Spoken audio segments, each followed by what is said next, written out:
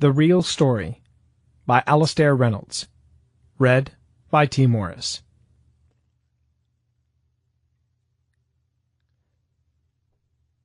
I cupped the bowl of coffee in my hands, wondering what I was doing back home. A single word had brought me from Earth. One I'd always expected to hear, but after 17 years had almost forgotten. That word was shit. More or less my state of mind. Grosart had promised to meet me in a coffee house called Sloth's, halfway up Strata City.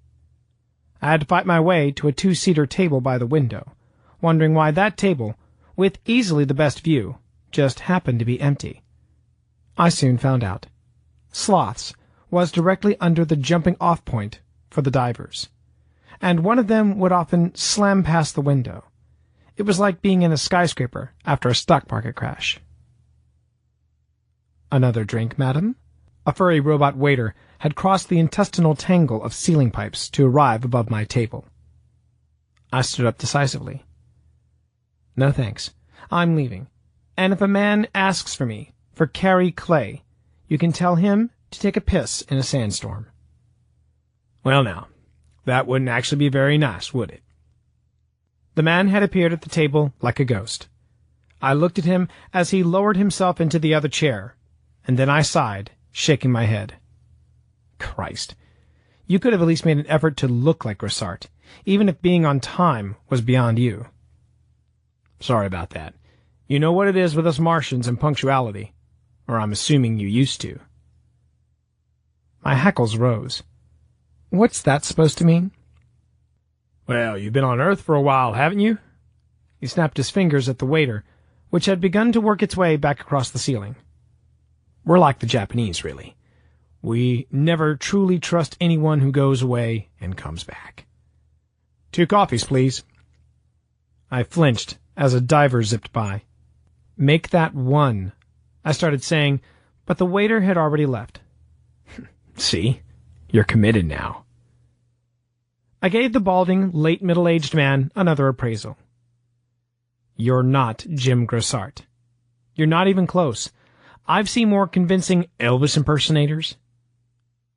"What?"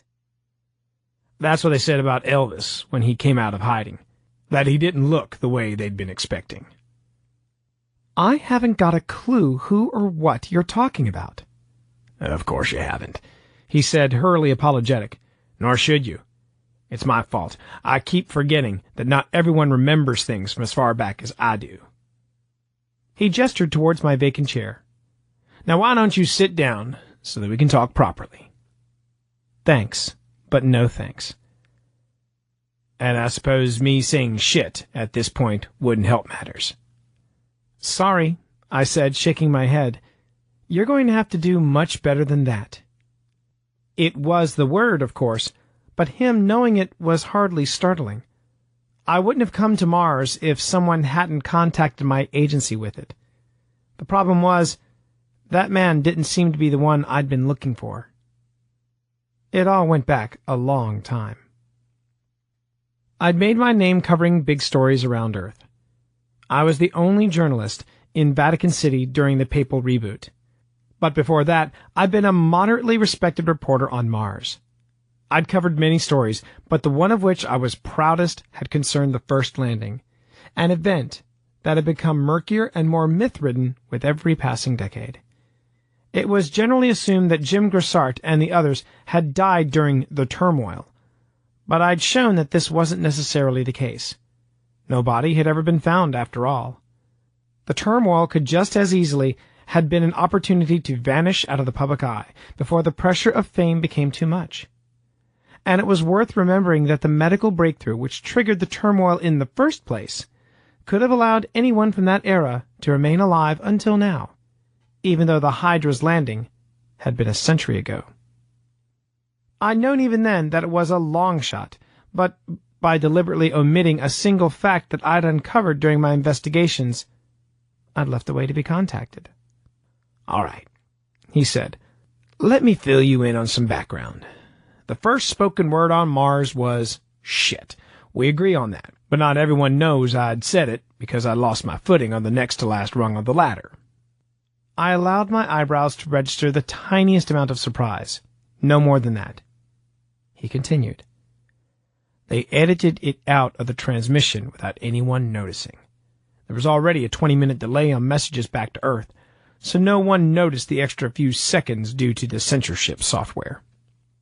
Remember how Neil Armstrong fluffed his lines on the moon? No one was going to let that happen again. The waiter arrived with our coffees, hanging from the ceiling by its 4 rear limbs, while the long front pair placed steaming bowls on the table. The waiter's cheap brown fur didn't quite disguise its underlying robotic skeleton. Actually, I think it was Louis who fluffed his lines, I said. Louis? Armstrong. I took a sip of my coffee, the deep butterscotch color of a true Martian sky. First man on the moon, but I'll let that pass. He waved a hand dismissing his error. Whatever. The point is, or was, that everything said on Mars was relayed to Earth via the Hydra. But she didn't just boost the messages. She also kept a copy burned onto a memory chip, and nothing on the chip was censored. I took another cautious sip from the bowl. I'd forgotten how we Martians liked our drinks. Beer in Viking impressing steins, and coffee in the sort of bowls Genghis Khan might have sipped kumis from after a good day's butchering. Tell me how I found the chip, and I might stay to finish this. That I can't know for sure. Ah, I smiled. The catch. No, it's just that I don't know who Eddie might have sold the chip to. But Eddie was definitely the man I sold it to. He was a Rastafarian dealing in trinkets from early Martian history, but last time I saw Eddie was a fair few decades ago. This was, all of a sudden, beginning to look like less of a wasted trip. Eddie's just about still in business, I said, remembering the smell of ganja wafting through his mobile scavenger caravan out on the gentle slopes of Ares Vallis. He never sold the chip, except to me, when I was making my investigations for the Hydra piece. He pushed himself back in his seat. So, are you prepared to accept that I'm who I say I am? I'm not sure. Yet. But you're less skeptical than a few minutes ago. Possibly, I said, all that I was going to concede there and then. Listen, the way I look isn't my fault. The Gressart you knew from your investigations was a kid, a 30-year-old man. But you must have obtained longevity treatment at some point, or we wouldn't be having this conversation. Correct, but it wasn't the instant the treatment arrived on Mars. Remember that if the treatment had been easily obtainable, there wouldn't have been any turmoil, and I was too busy vanishing to worry about it immediately. He rubbed a hand along his crown, weathered red skin fringed by a bristly white tonsure. My physiological age is about 70, even though I was born 132 years ago. I looked at him more closely now, thinking back to the images of Jim Gressart, with which I'd become familiar all those years ago. His face had been so devoid of character, so much a blank canvas, that it had always seemed pointless trying to guess how he would look when he was older. And yet none of my expectations were actually contradicted by the man sitting opposite of me. If you are Jim Gressart. My voice was low now. There's no if about it, Carrie. Then why the hell have you waited 17 years to speak to me? He smiled. Finished with that coffee?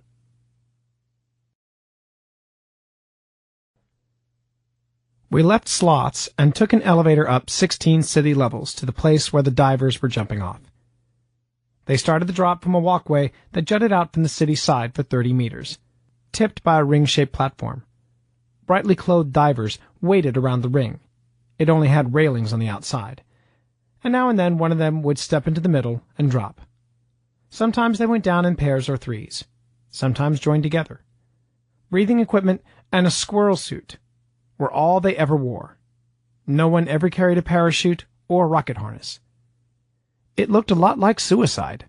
Sometimes that was just what it was. That's got to be fun, Gressart said, the two of us still snug within the pressurized viewing gallery. Yes, if you're clinically insane. I immediately wanted to bite back what I'd just said, but Gressart seemed unoffended. Oh, cliff diving can't be that difficult. Not if you've got a reasonably intuitive grasp of the Navier-Stokes equation and a few basic aerodynamic principles. You can even rent two-person squirrel suits over there. Don't even think about it. Height's not your thing, he said, turning to my immense relief away from the window. Not very Martian of you. He was right, though I didn't like admitting it. Gravity on Mars was only slightly less than 2/5 of Earth. Not enough to make a difference if you were planning on falling more than a few meters. But it was enough to ensure that Martians grew up experiencing few of the bruising collisions between bone and ground that people on Earth took for granted. Martians viewed heights the way the rest of humanity viewed electricity, merely understood to be dangerous, rather than something felt in the pit of the stomach. And I'd been away too damn long. Come on, I said. Let's check out the tourist junk. My great-great-grandmother will never forgive me if I don't send her back something seriously tacky. Grissart and I went into one of the shops that lined the canyon-side wall of the viewing gallery, pushing past postcard stands flanking the door. The shops were busy, but no one gave us a second glance. Christ, look at this, Grissart said, hefting a paperweight. It was a snow-filled dome with a model of a hydra parked on a red plastic base. There was even a replica of Grissart, a tiny spacesuited figure not much smaller than the lander itself. Tasteful, I said, or at least it is compared to this. I held up a keyring holder shaped like a sloth if you were feeling generous.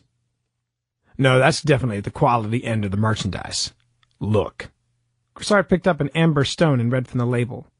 Sloth Healing Crystal. This gem modifies and focuses the body's natural chromodynamic fields, ensuring mental and physical harmony. You can't prove it doesn't, can you? No, but I think Brad Treachler might have a few interesting things to say to the proprietor. I perked at the mention of the Hydra's geologist.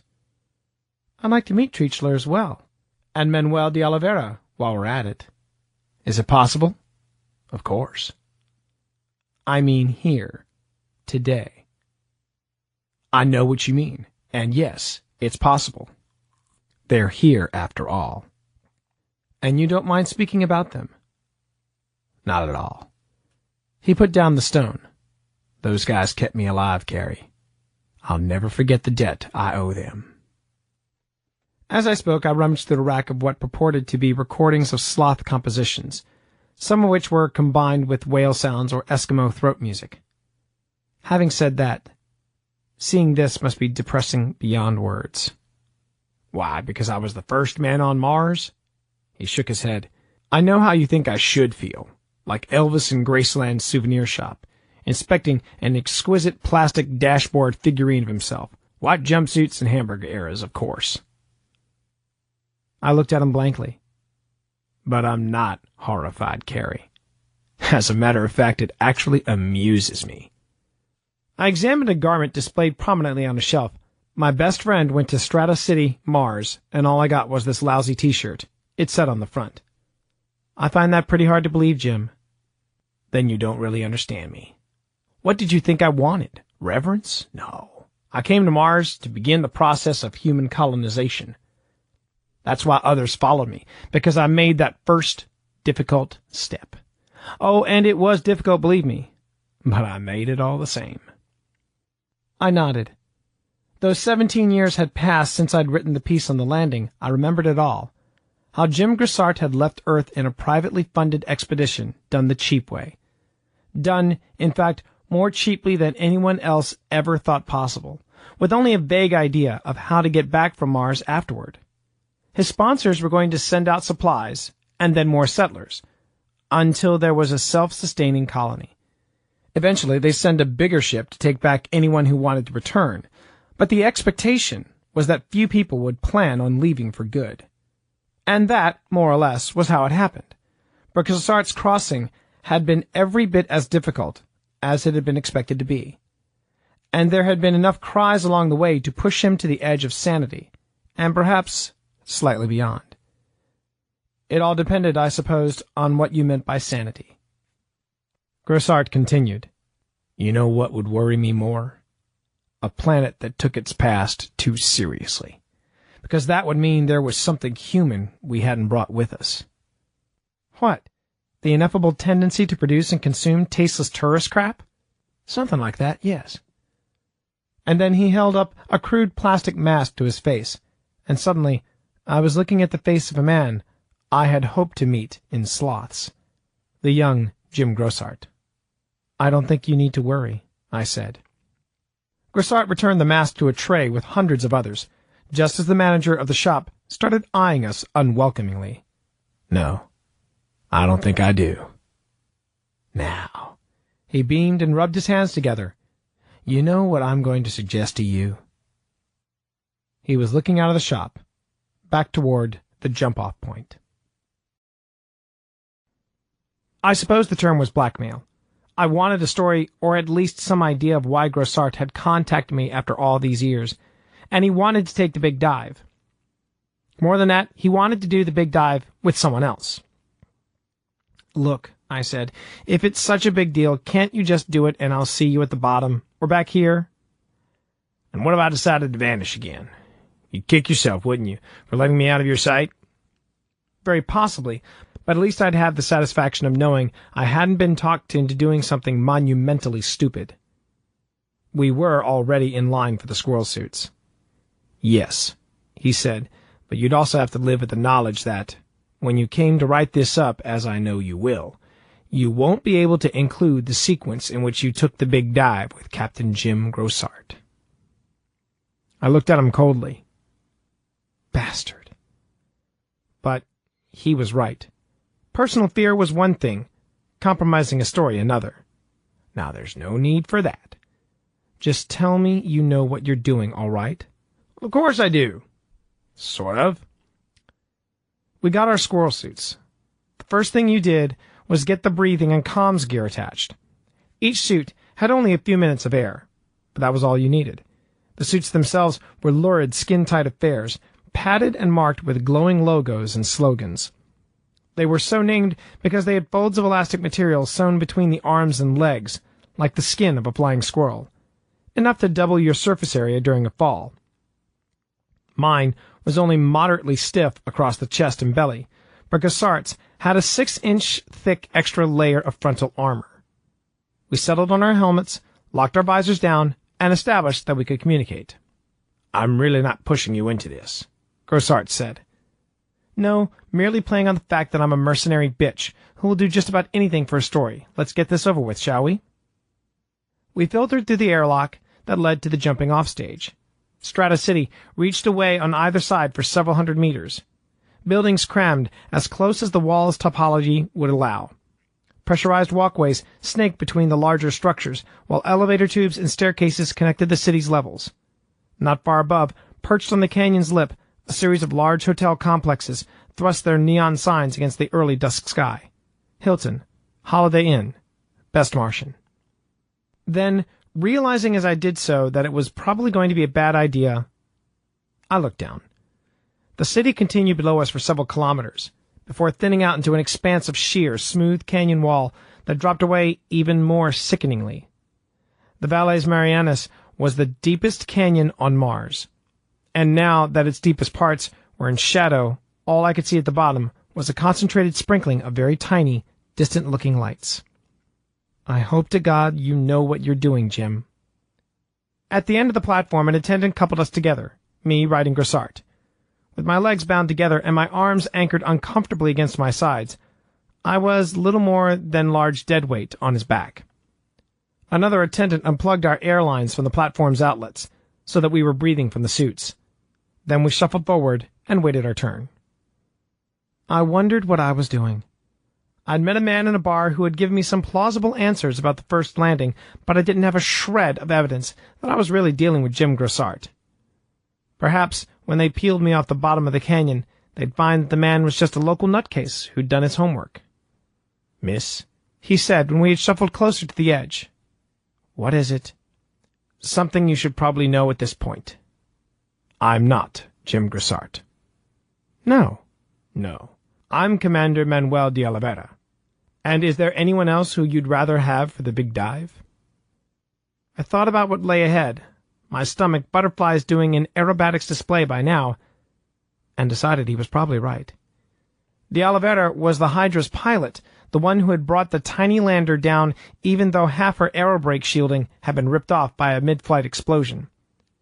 It had not been a textbook landing, but given that the alternative consisted of becoming an interesting new smear on the Aegir Placia, De Oliveira had not done too badly. "You'll do nicely, Commander." "Manuel, please." He spoke almost flawless American English, but with the tiniest trace of a Latin accent. "Tell me, how did you get on with Jim?" "Oh, fine. I liked him. Apart from the fact that he kept going on about some dead person called Elvis, of course." "Yes, you have to humor him in that respect.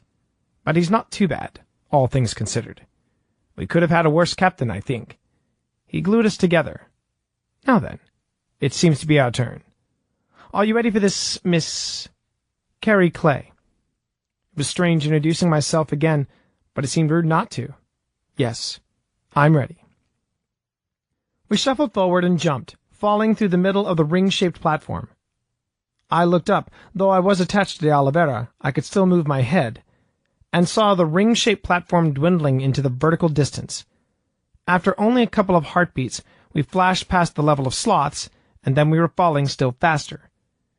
The feeling of weightlessness was not totally new to me, of course, but the sensation of mounting speed and proximity to the rushing wall of the city more than compensated. "There's a trick to this, of course," De Oliveira said. He had positioned us into a belly-down configuration with his arms and legs spread out.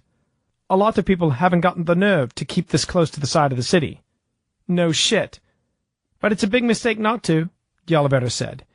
"If you know the city well, you can keep it nice and close like this. The fatal error is moving too far out." "Really? Oh, yes, major mistake." He paused. Notice anything? We're not accelerating." "You've got your weight back." "Silly me. Didn't notice. Terminal velocity after 45 seconds. Already dropped 4 kilometers, but you wouldn't guess it, would you?" Now we were dropping down a narrow vertical canyon with buildings on either side of us and rock on the third face. De Oliveira started giving me a lecture on terminal velocities that might well have been fascinating at any other time. How the refineries had ramped up the air pressure on Mars to around 5% of Earth normal, which, while neither thick nor warm enough to breathe, was enough to stop a human in a squirrel suit from dropping like a stone, even if terminal velocity was still a hair-raising 1/6 of a kilometer per second. It was about as welcome as a lecture on human neck anatomy to someone on the guillotine. I looked down again and saw that we were beginning to reach the city's lower-level outskirts, but the canyon wall itself seemed as high as ever, the lights at the bottom just as far away. "You know how this city came about, don't you?" De Oliveira said. "No, but I'm damn sure you're going to tell me." "It all began with geologists, not long after the turmoil." He flipped us around and altered our angle of attack so that we were slightly head down. "They were looking for traces of ancient fossil life buried in rock layers. 8 vertical kilometers wasn't good enough for them, so they dug out the canyon's base for 2 or 3 more, then covered a whole vertical strip in scaffolding. They built labs and living modules on the scaffolding to save going back up to the top all the time. A chunk of building zipped past close enough to touch. It looked that close anyway. And then we were falling past rough rock face with only the very occasional structure perched on a ledge. But then somewhere else on Mars they uncovered the first sloth relics. The geologists didn't want to miss the action, so they cleared out like shit on wheels, leaving all their things behind." De Oliveira steered us around a finger-like rock protrusion that would have speared us otherwise. "By the time they got back, the scaffolding had been taken over by squatters, kids mostly, climbers and base jumpers looking for new thrills. Then someone opened a bar, and before you know it, the place had gone mainstream." He spoke the last word with exquisite distaste. "But I guess it's not so bad for the tourists." "Jim didn't mind, did he?" "No, but he's not me. I don't mind the fact that we came here either, and I don't mind the fact that people came after us. But did it have to be so many? You can't ration a planet." "I don't want to." "But it used to be hard to get here. Months of travel and cramped surroundings. How long did it take you, Miss Clay?" 5 days on the Hiawatha." It was easier to talk now. What had been terror not many seconds ago, transmuting into something almost pleasant. And I wouldn't exactly call her cramped. You could argue about the decor in the promenade lounge, but beyond that, I know. I've seen those tourist liners parked around Mars, lighting up the night sky. But if you hadn't come to Mars, we might not have discovered the sloth relics, Manuel. And it was those relics that showed us how to get from Earth to Mars in 5 days. You can't have it both ways. I know. No one's more fascinated by the sloths than me. It's just, did we have to learn so much so soon? Well, you better get used to it. They're talking about building a starship, you know. A lot sooner than any of us think. The rock base had become much smoother now. It was difficult to judge speed, in fact, and the lights at the bottom of the canyon no longer seemed infinitely distant. Yes, I've heard about that. Sometimes I almost think I'd like to... What, Manuel? Hang on. Time to start slowing down, I think. There were only 2 orthodox ways of slowing down from a big dive, the less skilled of which involved slamming into the ground. The other, trickier way was to use the fact that the lower part of the canyon wall began to deviate slightly from true vertical. The idea was to drop until you began to scrape along the wall at a tiny grazing angle, and then use friction to kill your speed. Lower down, the wall curved out to merge with the canyon floor, so if you did it properly, you could come to a perfect sliding halt with no major injuries. It sounded easy, but, as de Oliveira told me, it wasn't. The main problem was that people were usually too scared to stay close to the rushing side of the wall when it was sheer. You couldn't blame them for that, since it was pretty nerve-wracking as you did have to know exactly where it was safe to fall. But if they stayed too far out, they were prolonging the point at which they came into contact with the canyon wall, and by then it would be a gentle kiss, but a high-speed collision at an appreciable angle. Still, as de Oliveira assured me, they probably had the best view while it lasted. He brought us in for a delicate meeting against the wall, head down, and then used the 6-inch armor on his front as a friction brake, as if we were tobogganing down a near vertical slope. The lower part of the wall had already been smooth, but thousands of previous cliff divers had polished it to glassy perfection. When it was over, we had come to an undignified but injury-free halt. Attendants escorted us out of the danger zone. The first thing they did was release the fasteners so that we could stand independently. My legs were like jelly. Well, de Oliveira said. All right, I'll admit it. That was reasonably entertaining. I might even consider doing... Great! There's an elevator that takes us straight back. Or on second thought, you could show me to the nearest stiff drink. I needn't have worried. De Oliveira was happy to postpone his next cliff dive, and I was assured that there was a well-stocked bar at the base of the canyon. For a moment, however, we lingered, looking back up that impossible wall of rock to where the lights of Strata City glimmered far above us. The city had seemed enormous when I had been inside it. Not much smaller when we'd been falling past it, but now it looked tiny, a thin skein of human presence against a monumental vastness of the canyon side. De Oliveira put a hand on my forearm. Something up? Just thinking, that's all. Bad habit. He patted me on the back. We'll get you that drink now. An hour or so later, de Oliveira and I were sharing a compartment in a train heading away from Strata City. We could go somewhere else, I said. It's still early, after all, and my body clock still thinks it's mid-afternoon. Bored with Strata City already. Not exactly, no, but somewhere else would make a good contrast. I was finishing off a vodka and could feel my cheeks flushing. I'm going to write this meeting up, you understand. Why not? He shrugged. Jim's told you what he thought about Mars, so I might as well have my say. Some of it you've already told me. He nodded, but I could talk all night if you let me. Listen, how about taking a train to Golombek? It's not that far, I said after a moment's thought. But you know what's there, don't you? It's not the problem for me, Miss Clay. And it isn't the reason I suggested Golombek, anyway. They've recently opened a sloth grotto for public viewing. Haven't had a chance to see it, to be honest, but I'd very much like to. I shrugged. Well, what are expense accounts for, if not to burn? So we'd taken an elevator back up to the top of the canyon and picked up the first train heading out to Golombek. The express shot across gently undulating Martian desert, spanning canyons on elegant white bridges grown from structural bone. It was dark, most of the landscape black except for the distant lights of settlements or the vast squatting shapes of refineries. I think I understand now, I said, why you contacted me. The man sitting opposite me shrugged. It wasn't really me. Jim was the one. Well, maybe. But the point remains. It was time to be heard, wasn't it? Time to set the record straight. That was the problem with banishing. It let people put things into your mouths that you wouldn't necessarily have agreed with. He nodded. We've been used by every faction you can think of, whether it's to justify evacuating Mars completely or covering it with mile-deep oceans. And it's all bullshit, all lies. But it's not as if you even agree with each other.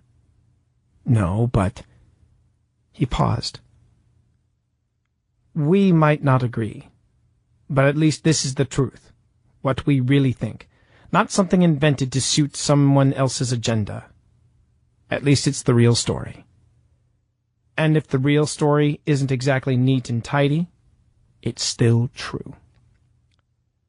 He looked, of course, very much like Jim Grissart. I won't say they were precisely the same, since de Oliveira seemed to inhabit the same face differently, pulling the facial muscles into a configuration all his own. He deported himself differently as well, sitting with slightly more military bearing. Even by the time I'd done my article, more than 80 years after the landing, no one really understood quite what happened to Captain Jim Grissart. All anyone agreed on was the basics. Grissart had been normal when he left Earth as the only inhabitant of a one-man Mars expedition. Maybe it was the accident that had done it, the explosion in deep space that had damaged Hydra's aerobraking shields. The explosion also caused a communication blackout, which lasted several weeks, and it was only when the antenna began working again that anyone could be sure that Grissart had survived at all. Over the next few days, as he began sending messages back home, the truth slowly dawned. Jim Grissart had cracked, fracturing into 3 personalities. Grissart himself was only 1/3 of the whole, with 2 new and entirely fictitious selves sharing his head. Each took on some of the skills that had previously been part of Grissart's overall expertise, de Oliveira inheriting Grissart's piloting abilities, and Treachler the specialist in Martian physics and geology. And, worried about inflicting more harm than necessary on a man who was almost over the edge, the mission controllers back on Earth played along with him. They must have hoped he'd regenerate as soon as the crisis was over, perhaps when the Hydra had safely landed. But it never happened. Do you ever think back to what it was like before? I said, aware that I was on dangerous ground. Before what exactly? The crossing.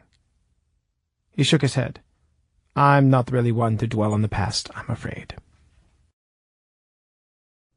Golombek was a glittery, gaudy sprawl of domes, towers, and connecting tubes, a pile of Christmas tree decorations strewn with tinsel. The train dived into a tunnel, then emerged into a dizzying underground mall.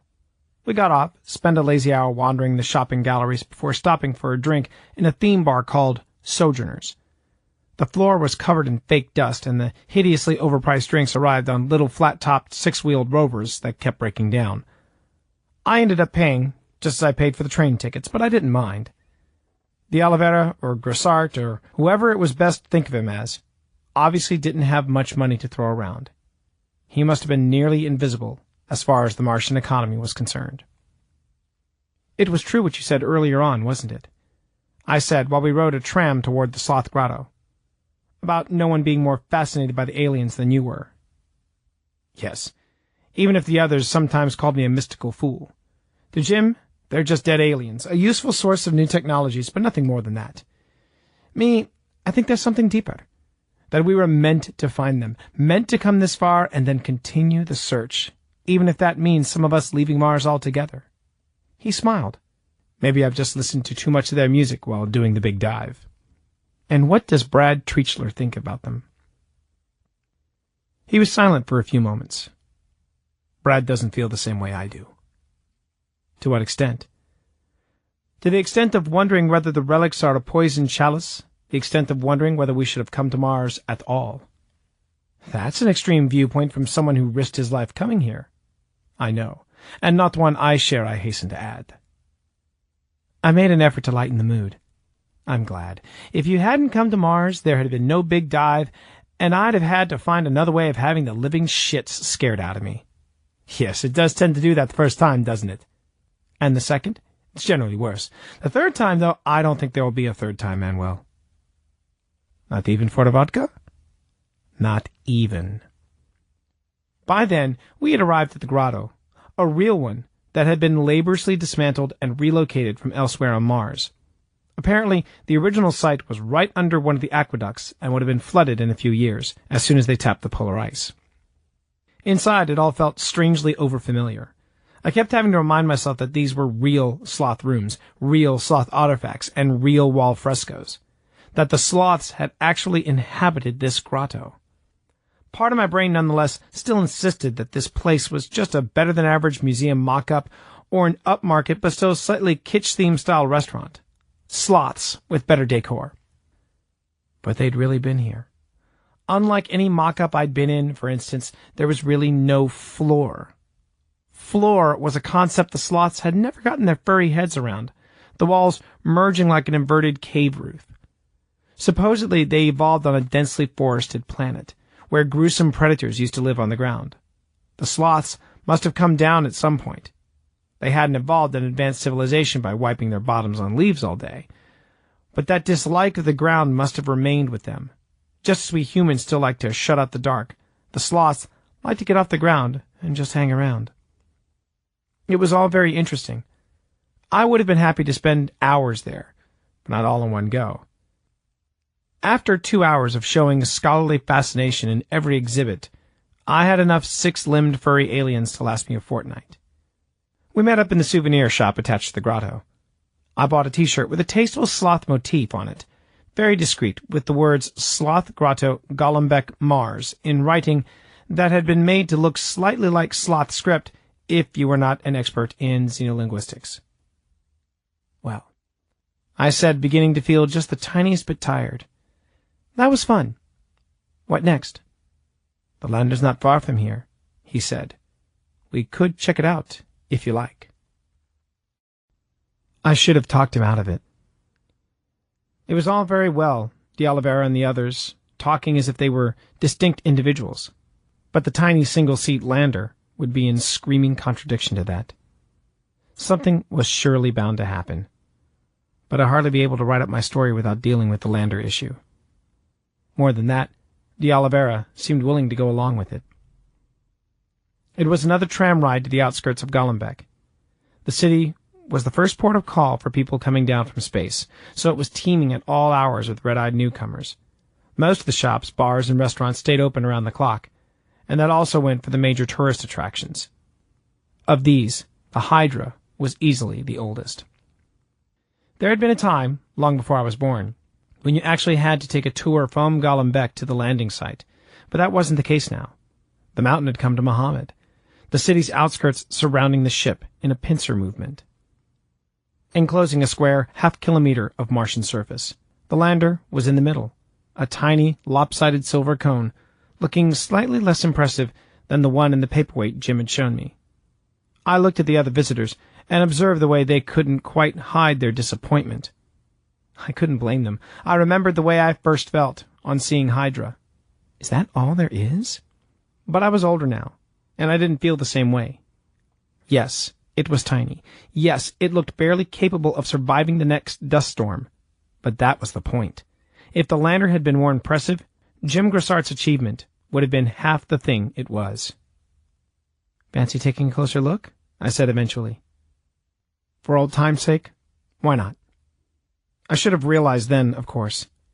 There was something different about his voice. We made our way from the gallery to the surface level.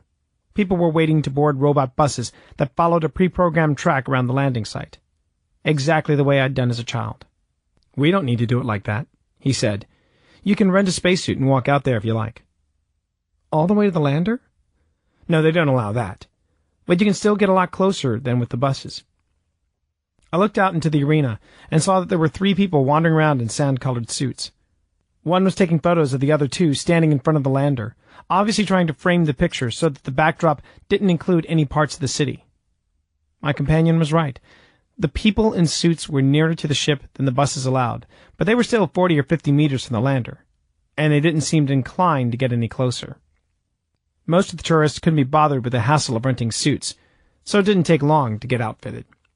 I think they come in 2 sizes, I said when we were waiting in the airlock. Too small and too large. He looked at me without a trace of humor. They'll suffice. The penny dropped. Of course, Brad. We stepped outside. It was dark overhead, but the landing site was daytime bright, almost shadowless.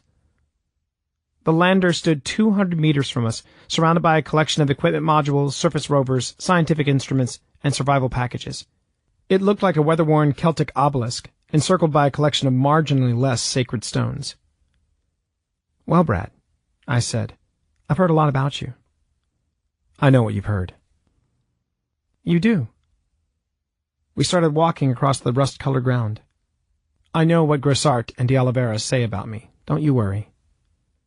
What, then you're not convinced as they are that coming to Mars was such a good idea? It's hardly intended as criticism. Everyone's entitled to an opinion. Even three at the same time, I thought. They're right, of course. I don't think we should have come here, but if that was all they said... He paused, allowing for a glass-bodied bus to cross in front of us, surfing through the loosely packed dust on its wide balloon wheels. The tourists were crammed inside, but some of them looked more interested in their snacks than in the Hydra. What else do they say, Brad? You know, of course, so why pretend otherwise? I'm really not sure. The explosion. Damn you. The one that happened in mid-crossing, the one that nearly prevented us landing at all. They say I did it, tried to sabotage the mission. Actually, they hardly mentioned it at all, if ever. Well, you're good. I'll grant you that. I know, but that's not the point. You couldn't have sabotaged the mission anyway. But I stopped because there was only one place that particular argument was headed. Because you didn't exist then, just as you don't exist now. Because back then, Jim Grossart was all there was. I said lamely, even if you had second thoughts, you wouldn't have done something like that. No. His voice was softer now, almost trusting. But perhaps I should have. I don't agree. Mars wasn't some pristine wilderness before we came, Brad. It was nothing, just a miserably cold and sterile blank canvas. We haven't ruined it, haven't spoiled anything. He stopped and looked around, taking in the tiered galleries of the city that leaned over us like a frozen wave. You call this an improvement? On nothing at all, yes. I call it an abomination. Christ, we've only been here a century. This is just our first draft at living on Mars, so what if it isn't the best we could ever do? There will be time for us to do better. He didn't answer for a few seconds. You sound like you agree with Jim Grossart. No, I could live without some of the things Jim seems to cherish, believe me. Maybe when it all comes home, I'm closer to Manuel de Oliveira. We carried on walking again, approaching the lander's encirclement. That mystical fool? He may be a mystical fool, but he can sure as hell do the big dive. I paused, wondering why I was defending one aspect of a man's personality against another. But de Oliveira felt as real to me then as anyone I'd ever met, and equally worthy of my loyalty. And he's right, too. Not coming to Mars would have been the greatest mistake humanity could have made. I'm not just talking about the relics, either. They'll open a few doors for us, but even if we'd come here and found nothing but dust, it would still have been right. It's the space Mars gives us that makes the difference. The room to make mistakes. No, he said. We already made the greatest mistake, and I could have stopped it. We were close to the lander now, no more than 40-odd meters from it, I'd have guessed. But I noticed that the other people were no nearer. Walking side by side, we took a few more footsteps towards the center, but then our suits began to warn us against getting closer. Lights flashing around the faceplate and a softly insistent voice in the headphones. I felt my suit stiffen slightly as well. It was suddenly harder to take the next step. Then speak out about it, I said forcefully. Come out of hiding. Tell everyone what you think. I'll guarantee they'll listen. No one has your perspective. That's the problem. Too much perspective. We were close enough to the lander now that he must have been finding it hard to sustain the illusion that 3 men had come down in it. I feared this moment, and at the same time felt a spine-tingling sense of anticipation about what would happen. I'll make sure they listen, Brad. That was why Jim contacted me, wasn't it? To have his story heard, his views on Mars known. And didn't he mean for all of you to have your say? No. He began fiddling with the latch of his helmet. Because it wasn't Jim who contacted you, it was me.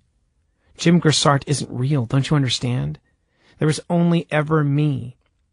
He nodded at the lander, even while he struggled with his helmet. You don't think I'm stupid, do you? I tried to pull his hands away from the neck ring. What are you doing? I shouted.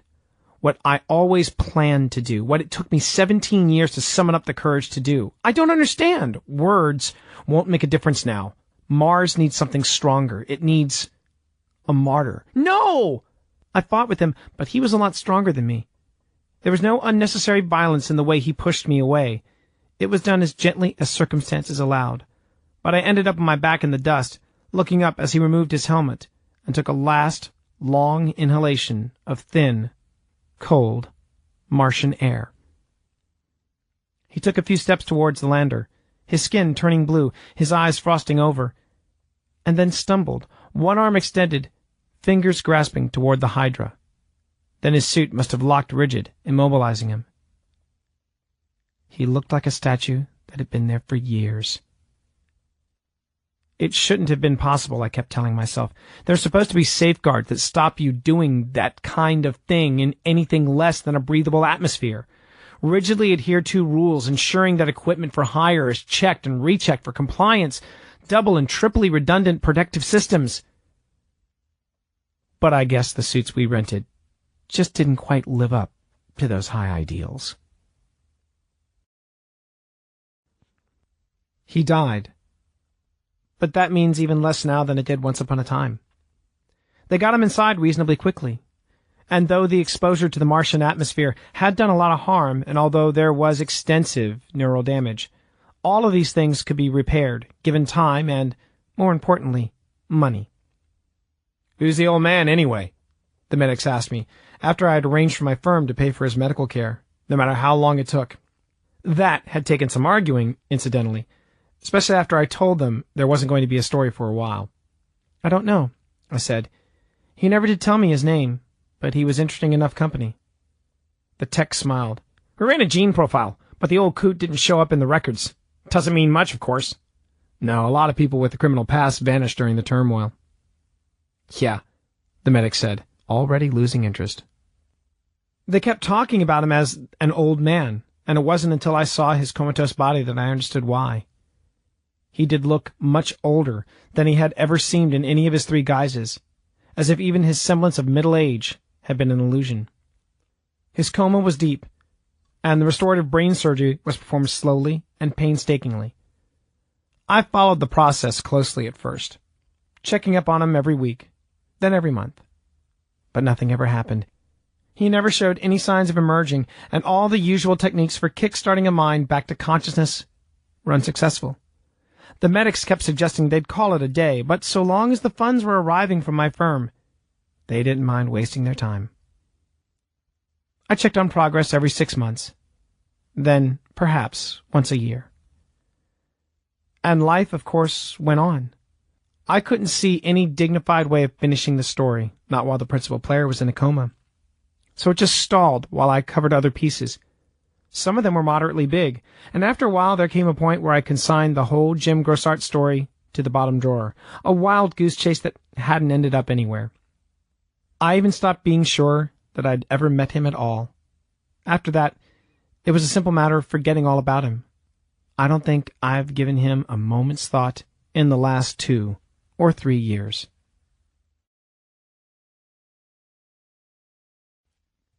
Until today. I still visit sloths now and then. It happens to be a reasonably trendy media hangout now, a place to pick up the ground tremors of rumor ahead of the pack. And there he was, in approximately the same window seat where Jim Grosart had sat 10 years ago, looking out at the divers. I read his expression in the window, one of calm, critical detachment, like a judge at a major sporting event. His face was that of a younger man I recognized, but had only ever seen in photographs. I looked at him for long moments. Perhaps it was just a genetic fluke that had shaped this man who looked like the young Jim Grosart, but I doubted it.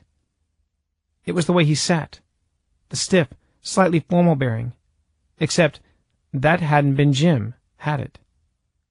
Manuel de Oliveira?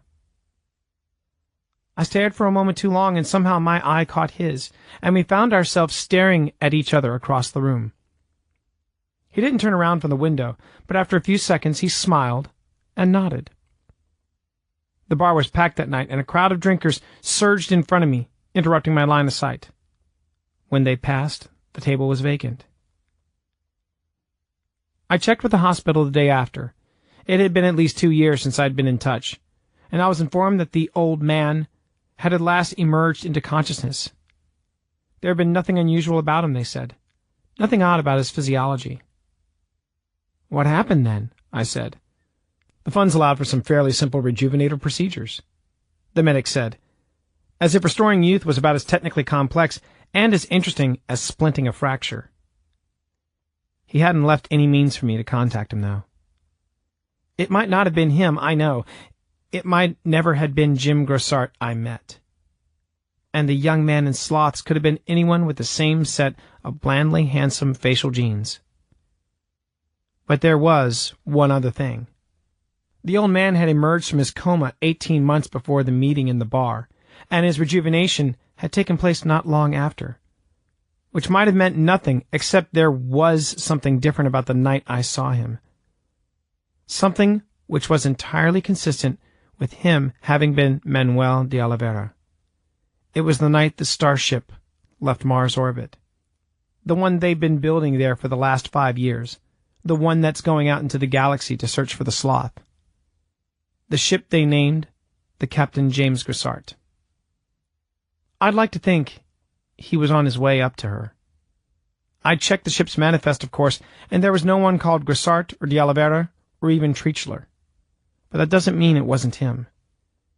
He'd been traveling under a new name now, one I couldn't even guess.